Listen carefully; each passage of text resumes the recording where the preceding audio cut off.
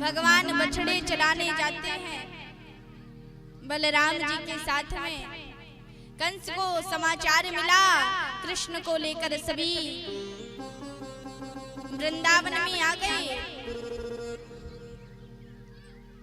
एक राक्षस को भेजा जिसका नाम है बत्सासुर, बछड़े के रूप में आया।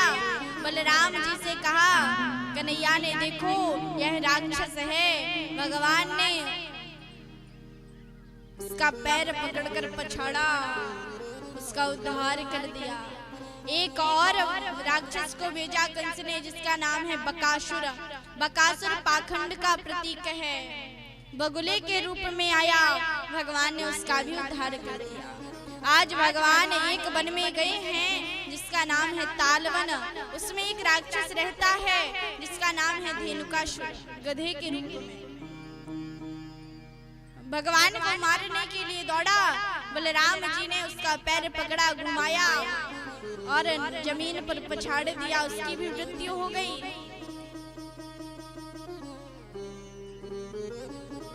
आज भगवान ग्वाल वालों के साथ में बछड़े चराने के लिए गए हैं। बलराम जी साथ में नहीं है, अकेले गए हैं। तो एक राक्षस को और भेजा कंस ने जिसका नाम है अघासुर, सर्प के रूप में आया, भगवान ने उसका भी उद्धार किया।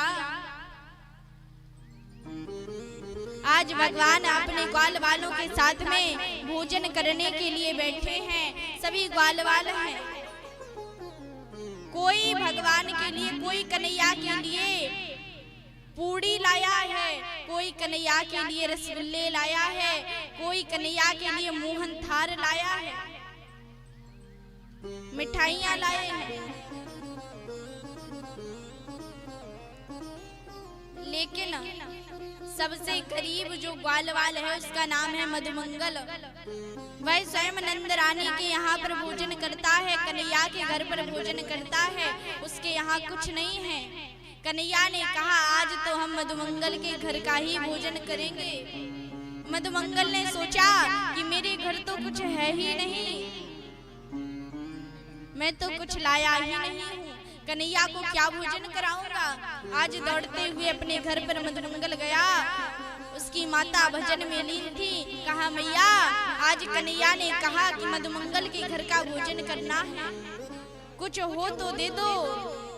मैया ने कहा, और कुछ तो है नहीं, परसों की कड़ी रखी हुई है। मटका में देखा झांक कर तो परसों की बासी कड़ी रखी हुई थी, बहुत खट्टी थी।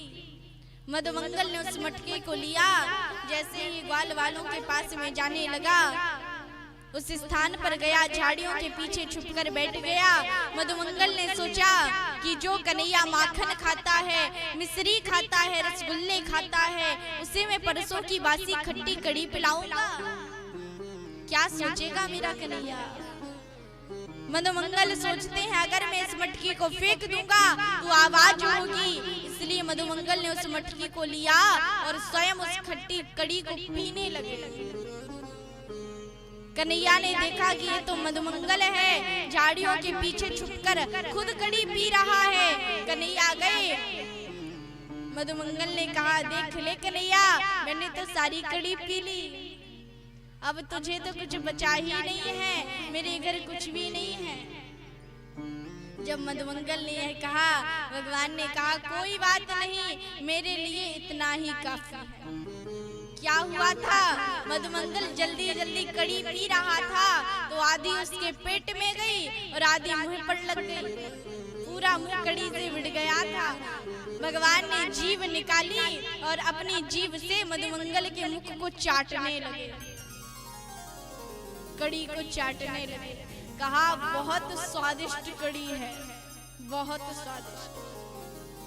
इस दृश्य को ऊपर से ब्रह्मा जी ने देखा।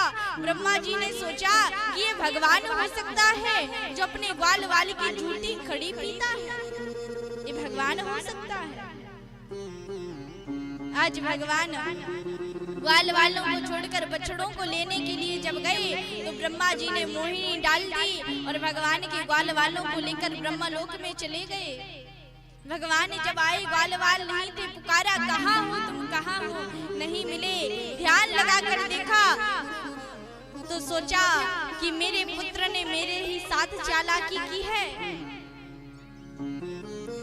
भगवान ने अपने शरीर में से जितने ग्वालवाल थे, जितने बछड़े थे, गाय थी, सबको अपने शरीर में से प्रकट कर लिया और फिर से वृंदावन चले गए। आज गैयों ने अपने बछड़ों को देखा तो बहुत प्रेम करती हैं, बहुत प्रेम से दुग्ध पान कराती हैं। आज सारी मैयाओं ने जब अपने अपने बालकों को देखा तो बहुत प्रेम से हृदय से लगाती हैं।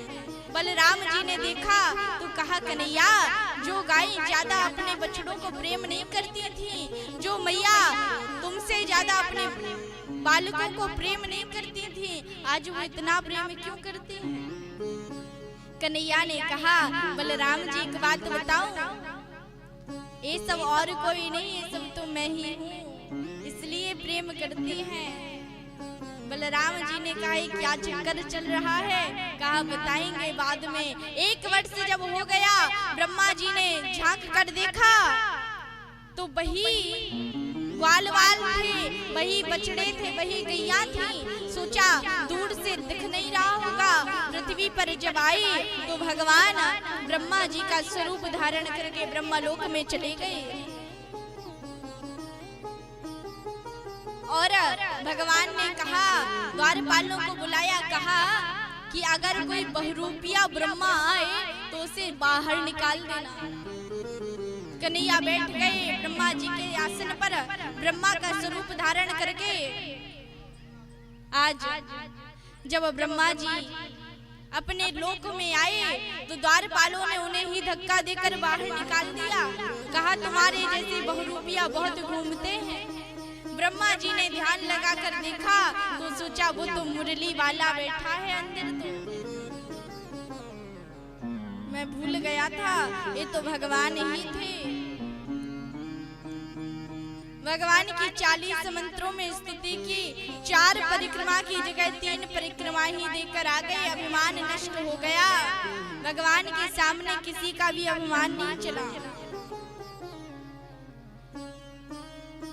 ग्वालवाल फिर से वापस आए, जो 1 वर्ष बाद अघासुर को मारा था। 1 वर्ष बाद आकर मैया से कहते हैं, मैया आज तेरे लाला ने अघासुर को मार दिया। जो राक्षस को 1 वर्ष बाद, 1 वर्ष पहले मारा था, और राइनॉन उतर रहा है 1 वर्ष बाद। आज कन्हैया को नींद नहीं आई, मैया यशोदा को नींद नहीं आई। भगवान मन में कहते हैं, विचार कर रहे हैं, जो यमुना का जल है उसमें कालिया नाग रहता है। जो भी उसमें जल ग्रहण करता है उसकी मृत्यु हो जाती है।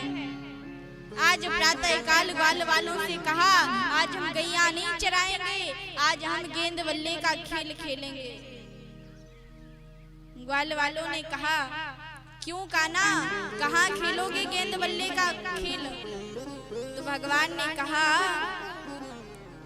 हम गेंद बल्ले का खेल खेलेंगे यमुना किनारे पर। जब यह सुना तो ग्वालवालों ने कहा, कन्हैया तुम्हें पता है हमारी मैया ने 108 सत्यनारायण व्रत किए थे,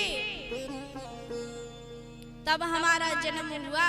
एक ग्वालवाल कहता है, तुम्हें पता है हमारी मैया ने 108 एकादशी व्रत किए थे, तब हमारा जन्म हुआ है, हम नहीं जाएंगे यमुना के तट पर खेलने। भगवान ने कहा, अरे यमुना जी में थोड़ी ना कह रहे हैं, यमुना के बगल में कह रहे हैं। सभी ग्वालवालों को लेकर गए। बलराम जी ने कहा, कहाँ जा रहे हो?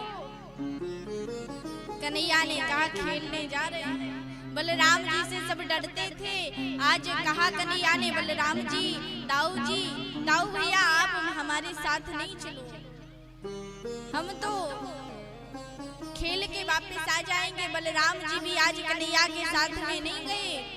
आज जब कन्हैया गए अपने सखाओं के साथ में खेलने के लिए, सब प्रसन्न होकर खेलने